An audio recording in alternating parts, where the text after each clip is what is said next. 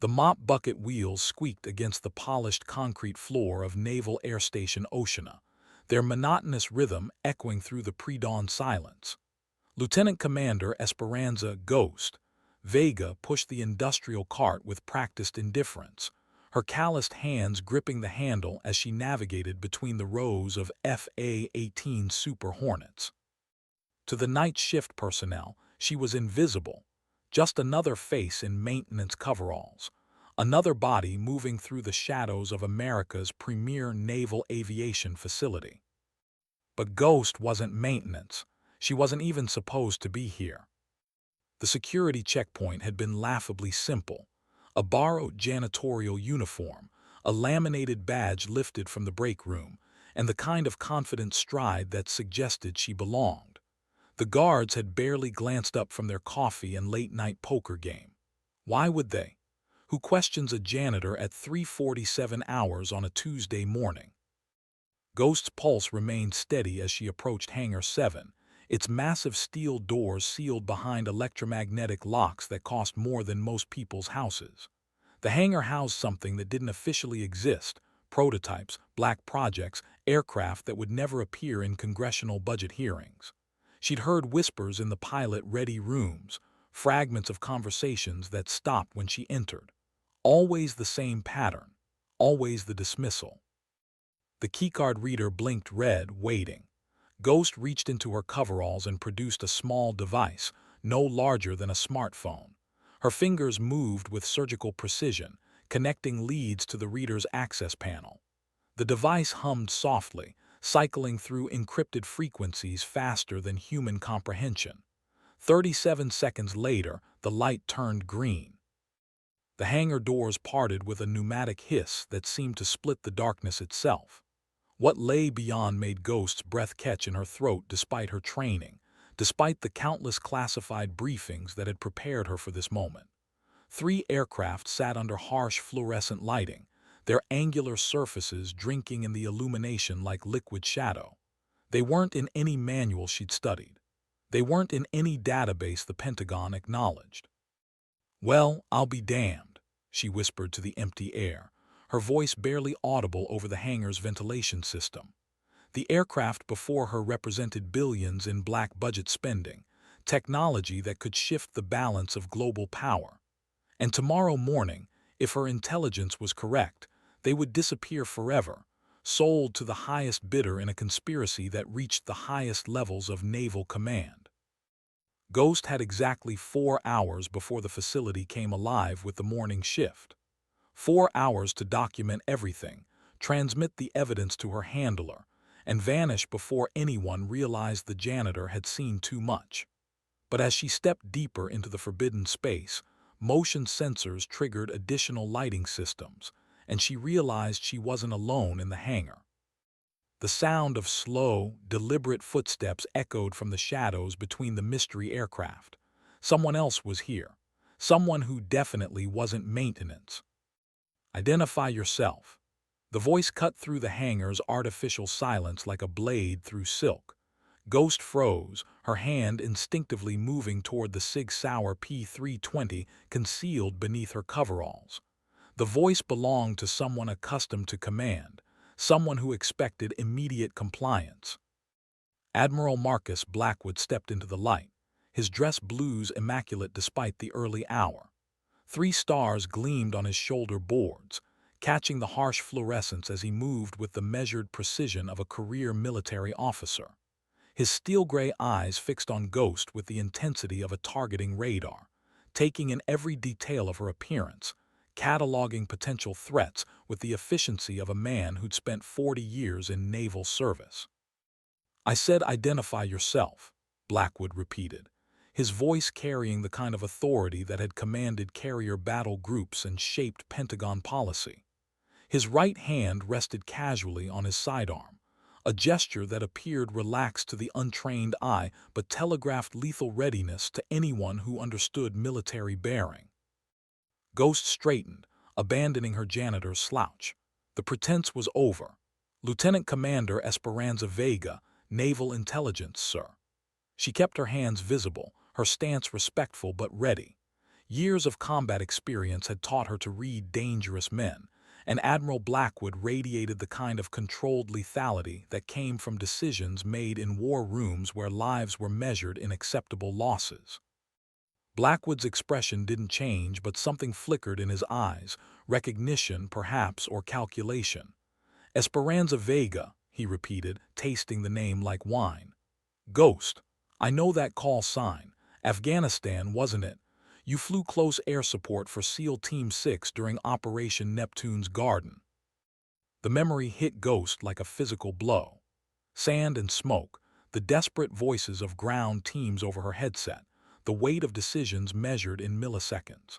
She'd saved 37 American lives that day, threading her FA-18 through a maze of surface-to-air missiles to deliver precision strikes that turned the tide of battle. The Navy had given her a distinguished flying cross. The pilots in her squadron had given her a nickname that stuck like napalm. Ghost, for her ability to appear and disappear in contested airspace like smoke on the wind. That was a long time ago, sir, Ghost replied, her voice steady despite the adrenaline beginning to course through her veins. She could feel the weight of the surveillance equipment hidden in her coveralls, the digital recorder that had been capturing every word since she'd entered the hangar. Evidence of treason that reached the highest levels of naval command. Not so long, Blackwood said, beginning to circle her with the patience of a predator sizing up prey. Long enough for you to wash out of the strike fighter community. Long enough for you to get reassigned to intelligence work. Long enough for people to forget that Ghost was once the finest combat pilot to emerge from the naval aviation pipeline in 2 decades. The words stung because they carried truth. Ghost had been the finest, top of her class at Pensacola, first female pilot to achieve ace status in combat operations, holder of speed records that still stood in classified Pentagon archives. But excellence meant nothing when politics and prejudice infected the chain of command. A personality conflict with a squadron commander, whispered accusations about her suitability for leadership, gradual isolation from the flight schedules that defined a pilot's career. Death by 1,000 cuts, administered with bureaucratic precision. You didn't answer my question, Blackwood continued, his footsteps echoing in the cavernous space. What brings naval intelligence into my hangar at this ungodly hour, dressed as maintenance personnel and carrying electronic surveillance equipment? The question hung in the air between them like smoke from a discharged weapon. Ghost felt the familiar calm that preceded combat, that crystalline moment when training and instinct aligned into perfect clarity. She'd faced enemy fighters over hostile territory, surface-to-air missiles tracking her heat signature, mechanical failures at altitude that would have killed lesser pilots.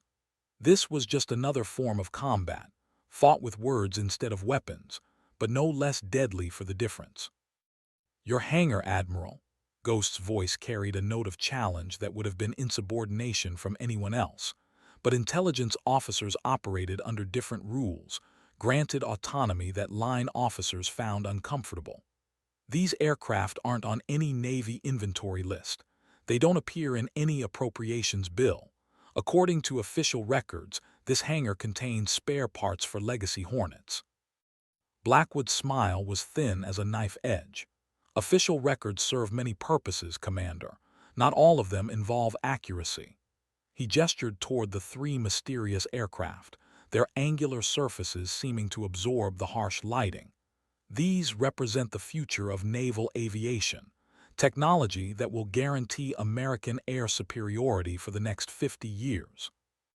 Technology that's about to be sold to foreign nationals, Ghost countered, her voice steady despite the magnitude of the accusation. Tomorrow morning, if my intelligence is correct, these prototypes will be loaded onto a civilian cargo vessel and shipped to buyers in Beijing, Moscow, and Tehran. The same technology that American taxpayers funded, delivered to our enemies for the right price. The Admiral's composure cracked for just an instant, a flicker of something that might have been surprise or rage crossing his features. When he spoke again, his voice carried the weight of absolute authority. You're playing a dangerous game, Commander. making accusations without evidence, violating security protocols, trespassing in restricted areas. Your career could end tonight, along with any hope of seeing retirement benefits. Ghost reached into her coveralls and withdrew a tablet computer, its screen displaying classified shipping manifests, financial records, and communications intercepts that painted a picture of corruption spanning multiple theater commands. I have evidence, Admiral. 18 months of investigation, enough documentation to bring down half the Pentagon's senior leadership, including you. The hangar fell silent except for the distant hum of ventilation systems. Blackwood stared at the tablet's screen, his career military bearing warring with something that might have been desperation. When he looked up, his eyes held the cold calculation of a man with nothing left to lose. "You have no idea what you're interfering with," he said softly. "These sales aren't corruption, they're statecraft. Carefully orchestrated transfers designed to maintain technological balance, prevent conflicts that could kill millions. Sometimes peace requires compromise, even if it means sharing secrets with potential enemies." "Bullshit," Ghost replied, her military courtesy finally cracking under the weight of betrayal. "These are weapons of war being sold to the highest bidder. American technology that will be used to shoot down American pilots, sink American ships, kill American soldiers. You've turned treason into foreign policy and convinced yourself it's patriotism." Blackwood's hand moved to his sidearm with the fluid motion of countless hours of training. The click of the safety disengaging echoed through the hangar like a funeral bell, sharp and final in the artificial silence. Ghost didn't flinch, her own hand resting casually near her concealed weapon, muscle memory from combat deployments keeping her loose and ready. "Stand down, Commander," Blackwood ordered, his voice carrying the authority of decades in command. "You're suffering from a fundamental misunderstanding of the strategic situation. These aircraft represent technology so advanced that their existence threatens global stability. Better to control their distribution than risk them falling into the wrong hands through espionage or combat capture." Ghost's laugh was bitter as winter wind. "Control their distribution? You mean profit from their sale? The financial records show $37 million in payments to offshore accounts linked to your family trust. This isn't statecraft, Admiral. It's simple greed dressed up in patriotic rhetoric." The accusation hit home like a guided missile finding its target. Blackwood's military bearing cracked, revealing something desperate and dangerous beneath the polished surface. "You don't understand the pressures, the impossible choices. 40 years of service, and they were going to force me into retirement with a pension that wouldn't cover my daughter's medical bills. Emily has leukemia Vega, stage 4. The experimental treatments aren't covered by military insurance." For a moment, Ghost felt something that might have been sympathy. She'd seen good officers make bad choices when their families were threatened, watched principle crumble under the weight of personal crisis. But sympathy was a luxury that intelligence officers couldn't afford when national security hung in the balance. "Your daughter's illness doesn't justify treason," Ghost said, her voice softer but no less determined. "There were other options: hardship funds, medical assistance programs, congressional intervention. You chose the path that turned you into an enemy of everything you spent 4 decades defending." "Easy words from someone who's never faced that choice," Blackwood replied, his grip tightening on his sidearm. "You're single, no children, no one depending on you for their survival. Your principles have never been tested by desperation." Ghost's expression hardened. "My principles were tested every time I strapped into a cockpit and flew into hostile airspace. Every time I made life-and-death decisions with seconds to spare. Every time the Navy tried to push me out because I didn't fit their image of what a pilot should be. I never broke, Admiral. I never sold my oath for money." The standoff stretched between them like a taut cable, two military officers whose paths had diverged at the moment when duty and desperation collided. The mysterious aircraft loomed around them like silent witnesses, their advanced technology, the catalyst for a confrontation that could reshape both their futures. Blackwood's weapon remained trained on Ghost's center mass, but his eyes betrayed uncertainty. 40 years of military service had taught him to read people, to recognize the difference between bluster and genuine resolve. Ghost stood with the calm readiness of someone who'd faced death before and made peace with its possibility. "What happens now?" he asked, his voice barely above a whisper. "Now you make a choice," Ghost replied, her voice steady as bedrock despite the weapon pointed at her chest. "You can pull that trigger and add murder to treason, or you can remember the oath you swore when you first put on the uniform. The same oath I swore. The same oath every sailor, soldier, airman, and marine swears when they choose to serve something bigger than themselves." Blackwood's hand trembled almost imperceptibly, the weight of 40 years' service warring with desperation and fear. Around them, the hangar's fluorescent lights hummed with electrical consistency, casting harsh shadows that seemed to divide the space into territories of light and darkness. The three prototype aircraft sat like mechanical judges, their classified technology the fulcrum upon which both officers' fates balanced. "You think it's that simple?" Blackwood's voice cracked like dry timber under pressure. "Honor, duty, country, noble concepts until you're watching your child suffer and realizing that 40 years of dedicated service means nothing to bureaucrats who have never heard a shot fired in anger. They'll retire me with ceremony and handshakes, then forget I exist while Emily dies because I can't afford the treatment that might save her life."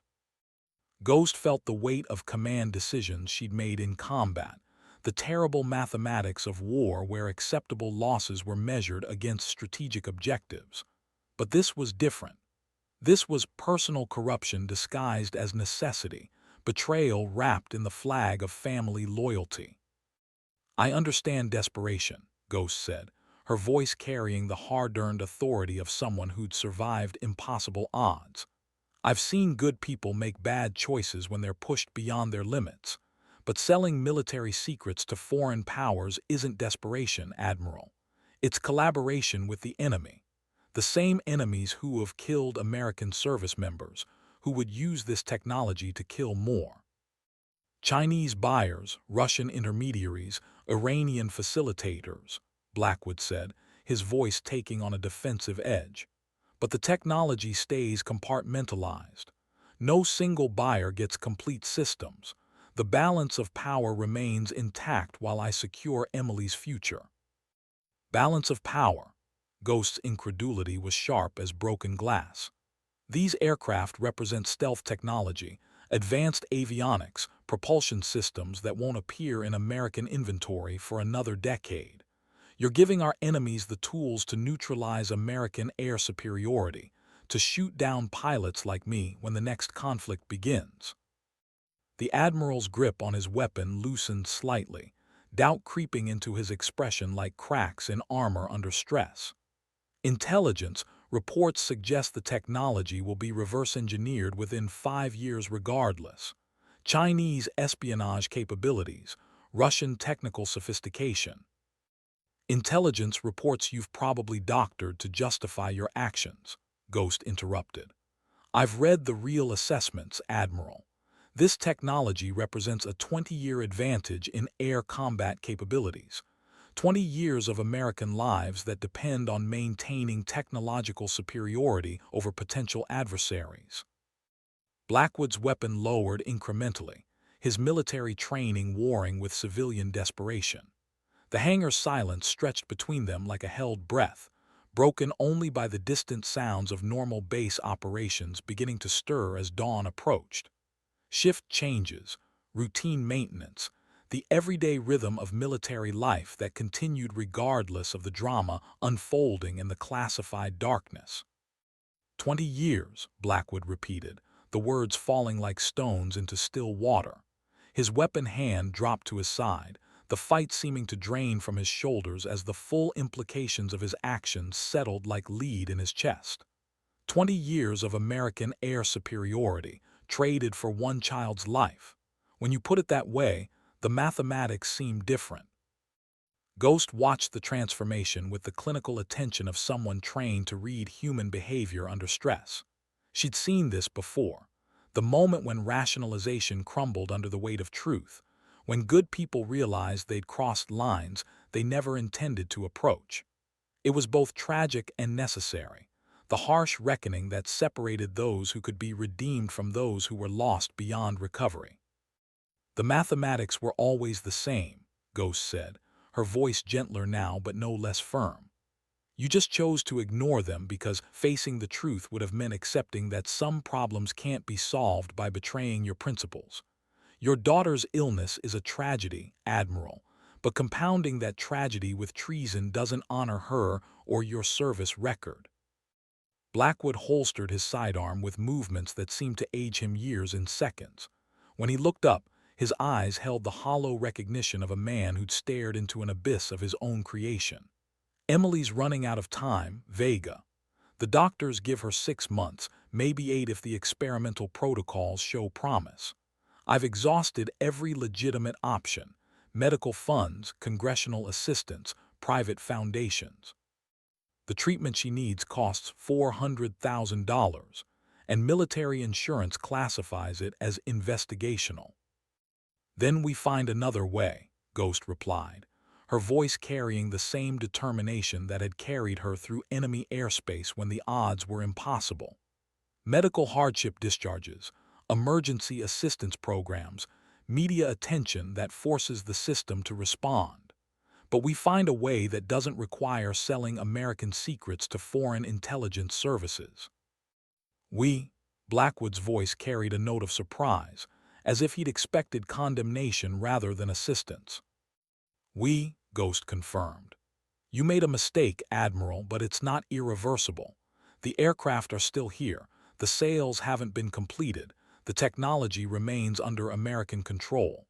Help me document the conspiracy, identify the other participants, and we can minimize the damage while ensuring your daughter gets the treatment she needs through legitimate channels. For a moment, hope flickered in Blackwood's eyes like sunlight through storm clouds. Then reality reasserted itself with crushing weight. The other participants won't accept cancellation of the sales. Too much money involved, too many international commitments. They'll kill us both rather than risk exposure. Ghost's smile was sharp as a combat knife. Admiral, I've been dodged by surface-to-air missiles, engaged enemy fighters in beyond visual range combat, and survived mechanical failures that should have been fatal. A conspiracy of corrupt officers doesn't particularly worry me. Besides, she gestured toward the surveillance equipment hidden in her coveralls, I've been recording everything since I entered this hangar. Insurance policy. The sound of approaching footsteps echoed through the hangar's entrance, multiple sets of boots moving with military precision. Blackwood's face went pale as he recognized the implications. They're early, he whispered. The transfer was supposed to happen at dawn, but they don't trust you anymore, Ghost finished, her hand moving to her concealed weapon. How many? 6, Blackwood replied, his voice tight with the recognition of approaching violence.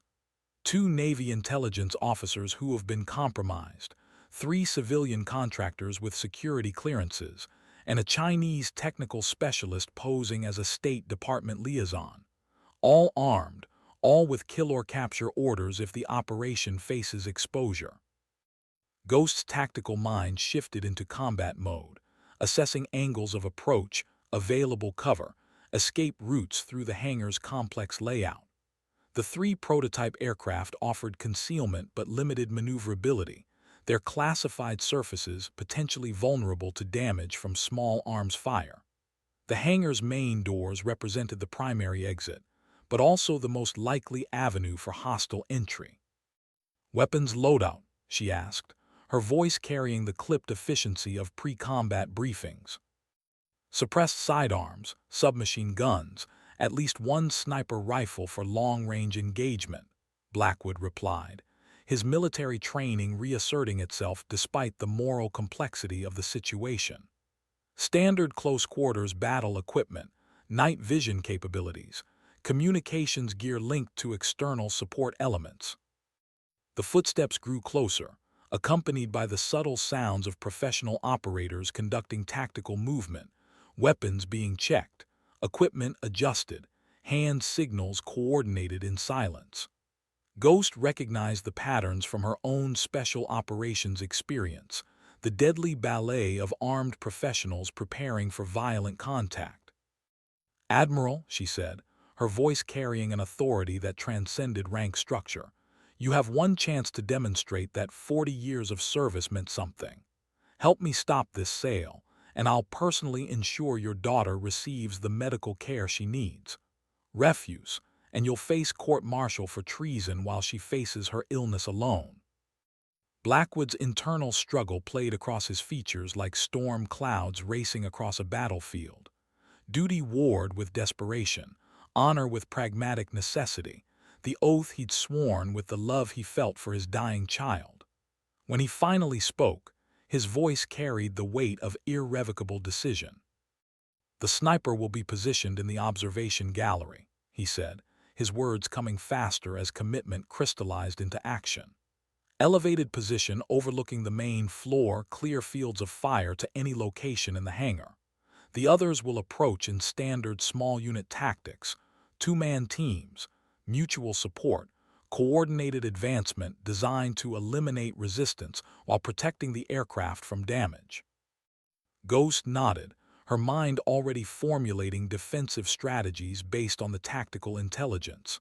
Electronic countermeasures, jamming equipment to disrupt communications, surveillance detection gear to identify recording devices, signal intercept capabilities to monitor emergency response frequencies, Blackwood replied. "They'll isolate this facility from outside interference before beginning the transfer operation." "Then we need to move fast," Ghost said, withdrawing her concealed sidearm and conducting a rapid press check to verify ammunition status. "How long before they realize you're not alone?" "They expect me to be here for final inspection of the aircraft," Blackwood replied, drawing his own weapon with the practiced movements of decades in service. "But they'll detect additional heat signatures within 30 seconds of entering the hangar. After that, we're in a shooting war." The approaching footsteps paused just outside the hangar's main entrance, followed by the subtle sounds of tactical equipment being deployed. Ghost recognized the pattern: final weapons checks, communications verification, coordination of assault timing. Professional operators preparing for violence with the cold efficiency that separated elite units from conventional forces.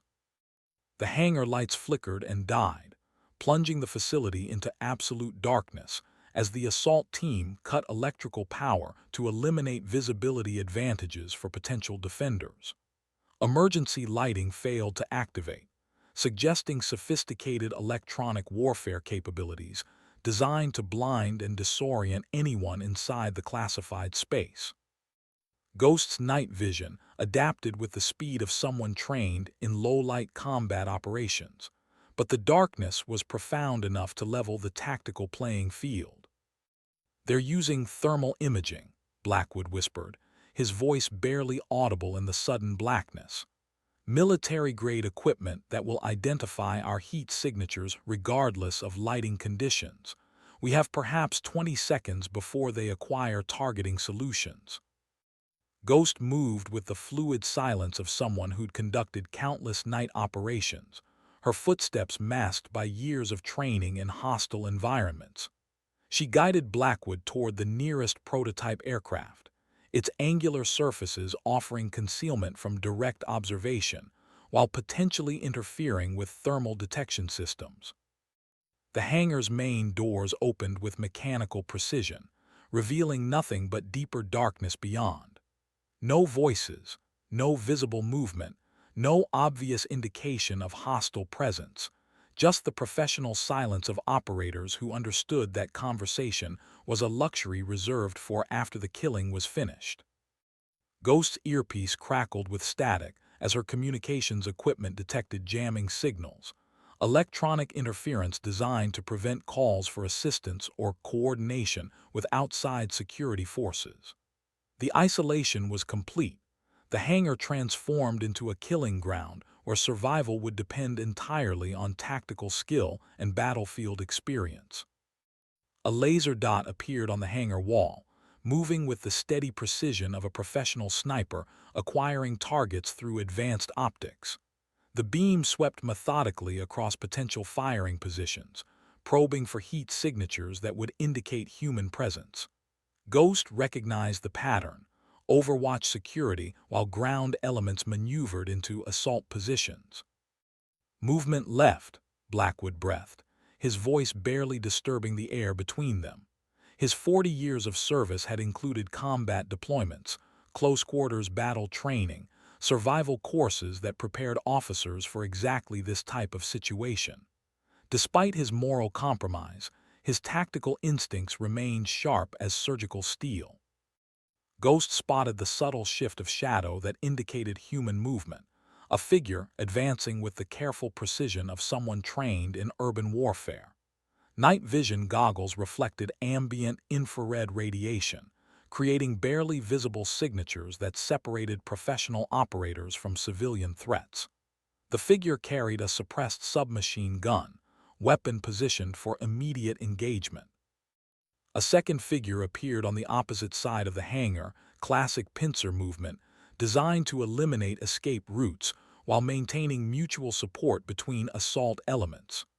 Ghost recognized the tactics from her own special operations training, methodical, professional, deadly when executed by competent personnel. The laser dot paused on the prototype aircraft that concealed their position, its steady beam indicating the sniper had identified potential target areas. Ghost felt the familiar calm that preceded violent contact, the crystalline focus that separated survivors from casualties in close-quarters combat. Her weapon was ready, her position optimized for defensive fire, her mind calculating angles and timing with the precision of someone who'd survived similar encounters. "On my signal," she whispered to Blackwood, her voice carrying the authority of someone accustomed to command under fire. "We break concealment and engage the ground elements before the sniper can acquire clear shots.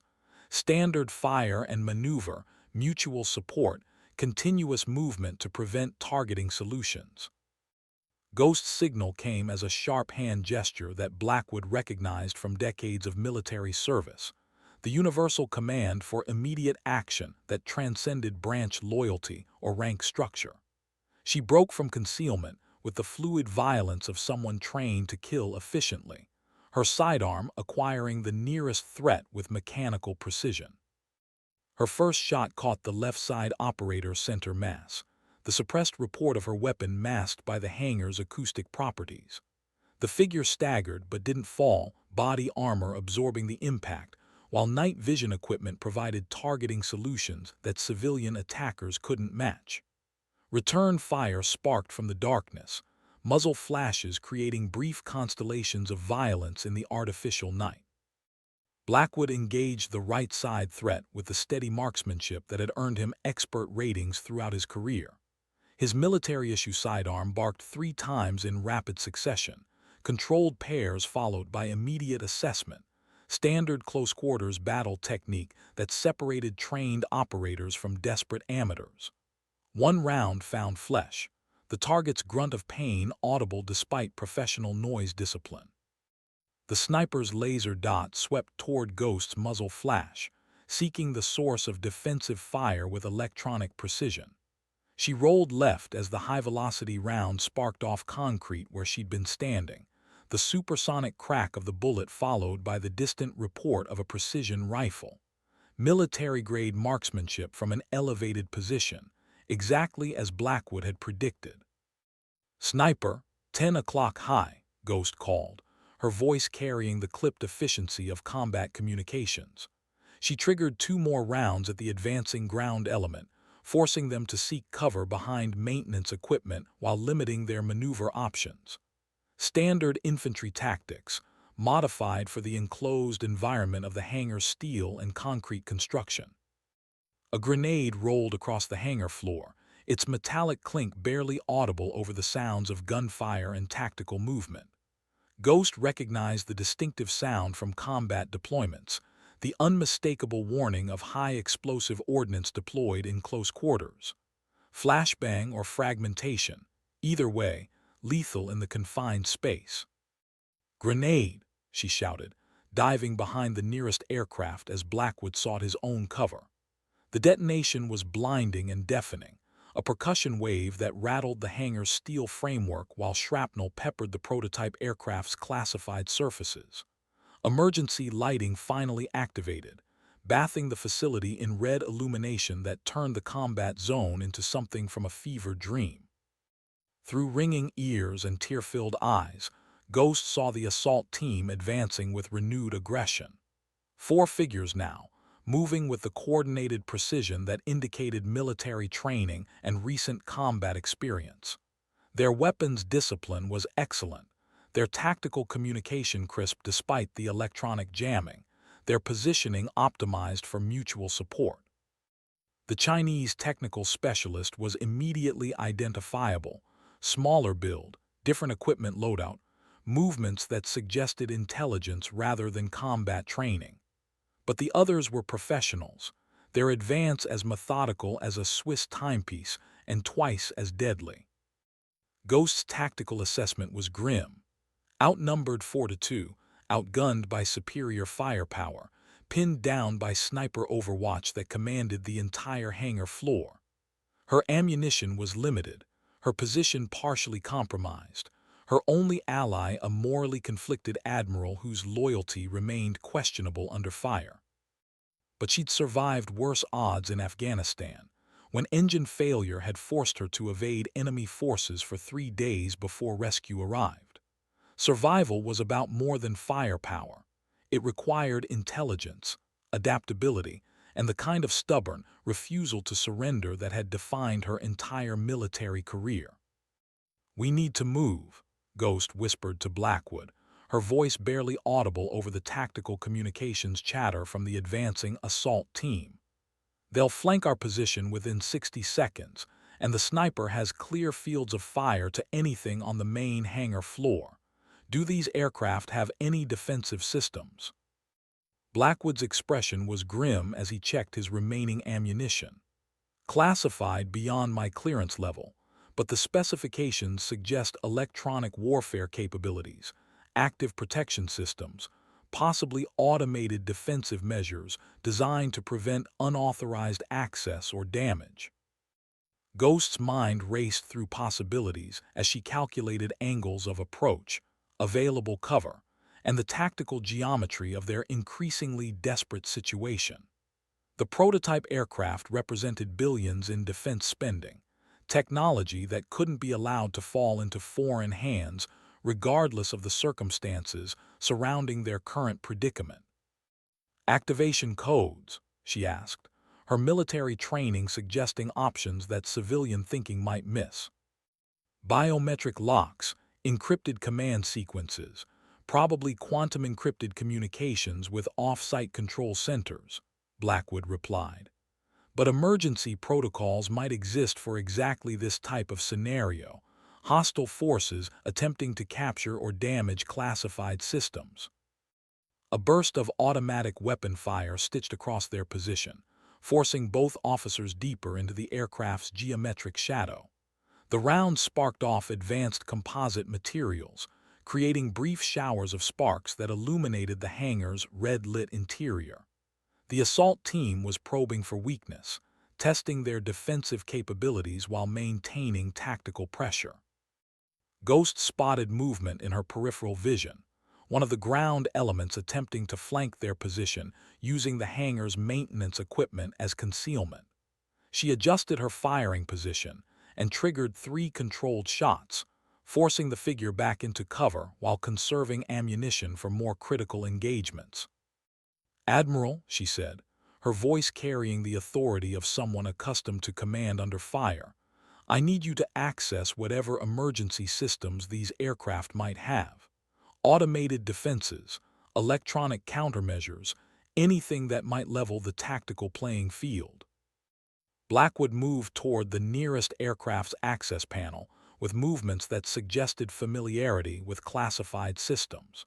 His hands moved across biometric scanners and encrypted input devices with the confidence of someone who'd been briefed on emergency procedures, even if he'd never expected to use them under combat conditions.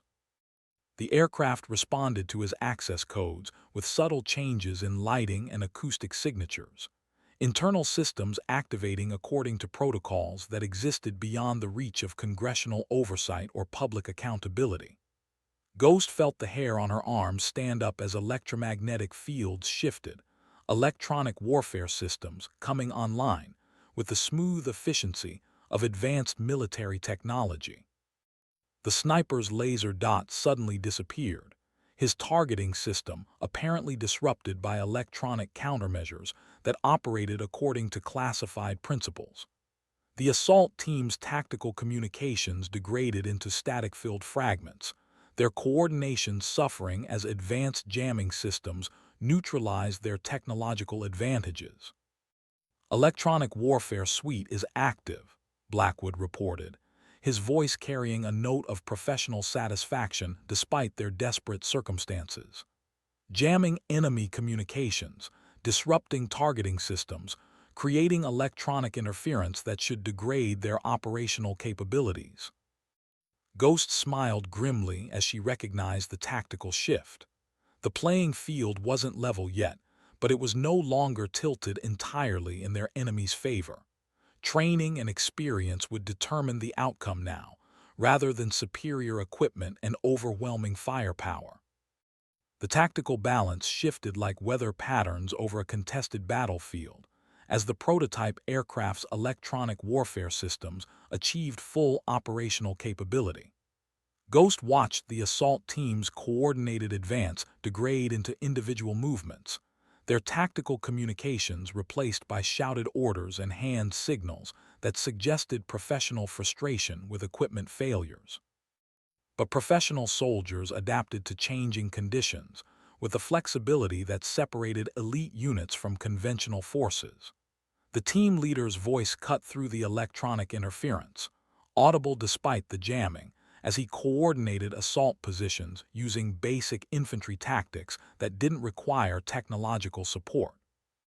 Thompson Martinez, flank left through the maintenance bay. Chen Rodriguez, establish overwatch from the equipment platform.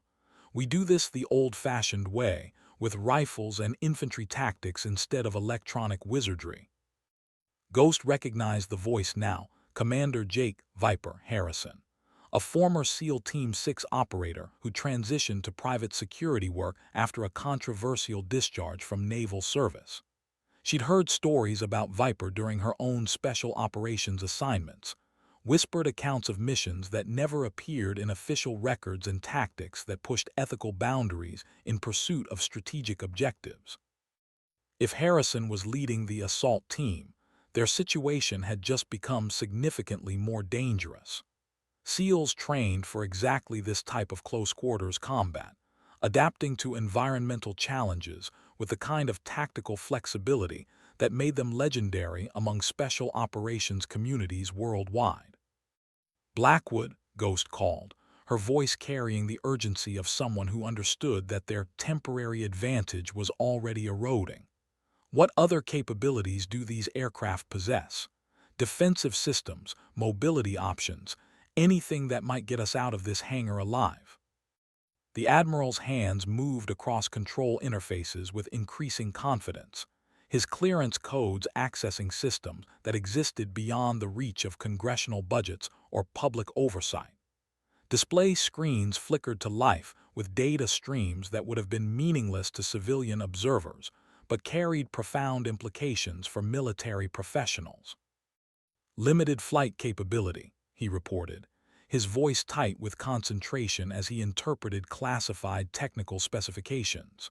Short-range vertical takeoff, hover capability designed for hangar operations and flight testing, but minimal fuel load, no weapon systems, essentially glorified test platforms rather than operational aircraft.